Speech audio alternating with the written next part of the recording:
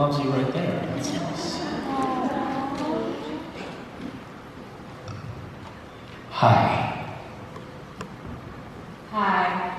So in Seattle, you sold Girl Scout cookies, and in Phoenix, you bought us pizza. So what's next on the Misha food tour? I see what's happening. Now it's like, oh, that was a shit panel. He gave us nothing. I skipped lunch because I assumed he was going to bring food. Last time I go to a Misha panel, I don't know. We didn't even get a cake for poor Jackie. Sorry. Do you have any ideas? Cannoli's good. Do you have a good cannoli? Do you have a line on a good cannoli dealer? Only back in Idaho, where I'm from. Okay. So if you want to fly it in. Okay, great. So I'm now like chartering a jet full of cannolis, trying to rush it in time for Jared and Jensen's panel. The cookies my kids made, those were delicious.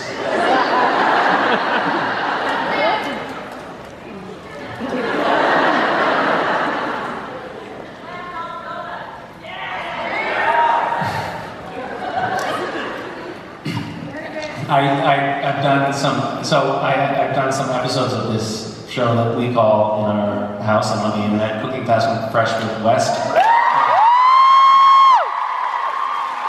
And it's basically, for those of you who haven't seen it, basically my son like grabs whatever off of the grocery store shelves and then makes a catastrophic mess in the kitchen and cooks it all together in some horrific poisonous concoction that I then pretend to enjoy.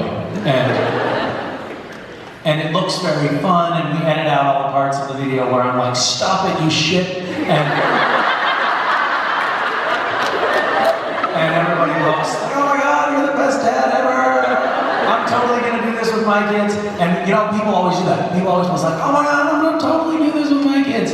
And then that account goes dormant, and you never hear from them. And I know what's happened. They've gone through a similar experience, and that it's been very traumatic for everybody involved, and they're no longer speaking to their children. And this initially started because my son is very sort of independent and strong-willed, and we'd go to the grocery store, we'd go shopping, we'd come home, and they'd be like, who put the fucking ham hock? We don't eat pig's feet, what are these doing here? We just have these weird items that we had never even noticed on the grocery store shelves in there. Or like fluorescent colored candies and like the big super packs. And I don't actually know how they managed to get checked out. I think he must have had like a total strategy. He'd put it in, he'd put it under something else, and then he'd slip it up onto the belt, and then he'd like go and like pee in the aisle while they're checking out. No, don't do that.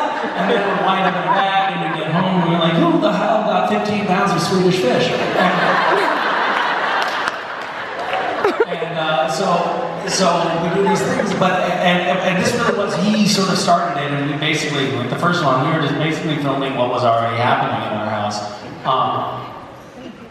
But I caution you, don't do that with your children. It sets them on the wrong course, where they think that they can just create explosions in your kitchen. And now I'm like, what do you think you're doing? Like, what kind of an animal does this at 6:30 in the morning? All I want to do is I want a fucking cup of tea, and I can't have that because there's like soggy Cheerios mashed into every corner of the couch. Who gave you this idea? And he's like, Dad, you did. You made those videos, and everybody thinks they're funny. So, just be aware. It's very dangerous. Hi. Hi. Misha. So nice to see you.